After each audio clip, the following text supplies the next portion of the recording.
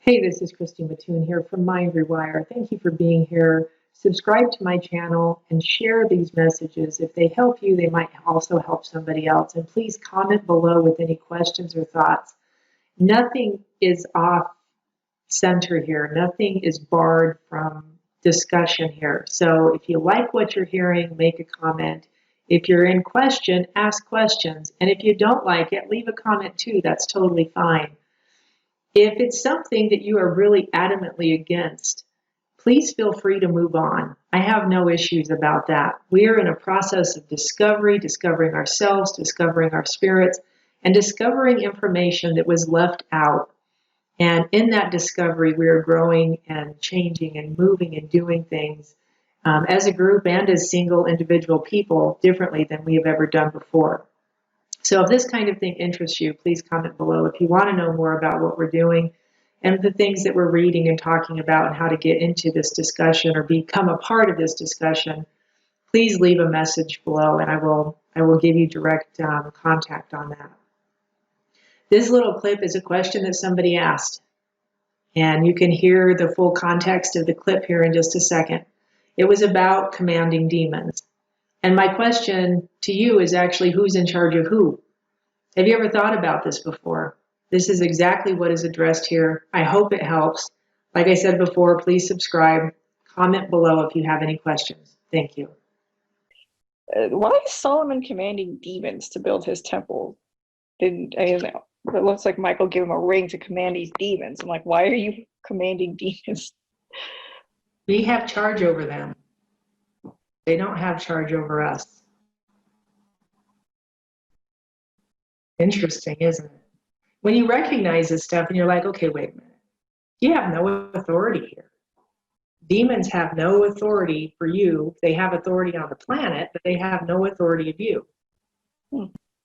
Have none, right? So you can actually command them, but if you're doing it in a way that would be deemed in what we would call a new agey kind of jargon, black magic, right? There's all kinds of stuff that can get involved here. So you got to know, right? Which is why you got to know. You got to know that you know. And you got to know who you are, and you got to know what side you stand on. Because if those demons are, commandable, and people are commanding them, that is who has control of the planet right now. Right? If you look across the world and you start talking about, wow, we've got all of our governments and all this stuff, and then you look at all the craziness, none of this stuff makes any sense. Who's controlling it? The people who control the demons are controlling it. I guarantee you that's what's going on. They figured out how this works. They knew that they could take control. They probably followed. It actually gives a very adequate description of how Solomon did what he did. And I guarantee you the people that are controlling the planet right now are controlling those demons. And there's so many people that were afraid to call on the angels because in Christendom, we were taught that that was evil. Like you don't get the right. I remember a preacher telling me one day, you do not have the authority to call on Archangel Michael for anything. That is God's angel. And then read this. Guess what you do? You call on Archangel Michael. Right? Because the Christian Bible doesn't do this.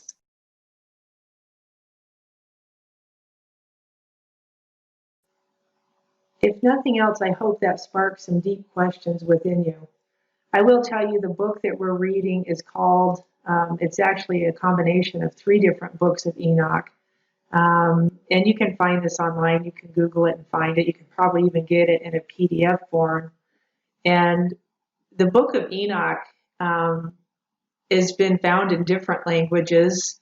The particular one that I'm talking about right now was found in K4 of Quorum in 1948. But they were found in different languages. There's a Greek translation made in Palestine from the original Hebrew or Aramaic. There's a Ethiopic book of Enoch, and this book that we're reading, that we're going through, happens to be all 3 of those. So it's called the 3 books of Enoch, I believe, is what it's called. And I'll try and put a caption down below about that if you want to take a look at it. And it's just super interesting. People will get on to me for this. I'm going to get yelled at, I know I will, about even talking about this stuff. But, the biggest question is, why was Enoch left out of the Bible? Well, he wasn't. Enoch is actually spoken about in the Bible in Genesis and also in Hebrews. Enoch was one of two people that were mentioned in the Bible that were taken up into heaven without dying, the other being Elijah. And the Bible actually says in that passage that Enoch walked with God and he was not, for God took him, right? So whatever that means, however you translate that from your own knowledge, Enoch is in the Bible, and why ever they left the rest of this information out of it, it's very powerful information, which is why they probably left it out. So I'm on a process of discovery, y'all. And if you want to jump into that process of discovery, you are more than welcome to. I absolutely welcome it. Do not be afraid to stretch your boundaries. That's what I say. We are at a pivotal point right now in our relationship with each other, with Earth, with God, with everything on this planet. And if you don't take authority of yourself as far as some of this goes and start making very, very strong decisions about what you are and who you are and what you believe and what you'll allow and what you won't, you're going to get sucked under.